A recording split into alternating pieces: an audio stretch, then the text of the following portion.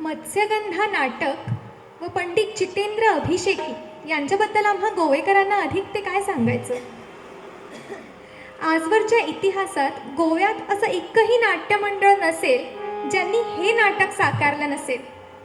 अर्थातच श्री वेताळ प्रासादिक नाट्य समाज असोळणे यांनी अनेक वर्षांपूर्वी हे नाटक सादर केलं होतं, ज्यात श्री शशिकांत पै काणे शशी आजोबा यांनी पराशराची भूमिका वठवली होती आणि सत्यवतीची भूमिका करणारी होती कुमारी विद्या श्रीधरानंद पै आंगले, जी आज आहे सौभाग्यवती विद्या प्रदीप पै काणे. तेव्हा इतक्या वर्षांनंतर तेच गाणं आपण तिच्याच आवाजात ऐकूया.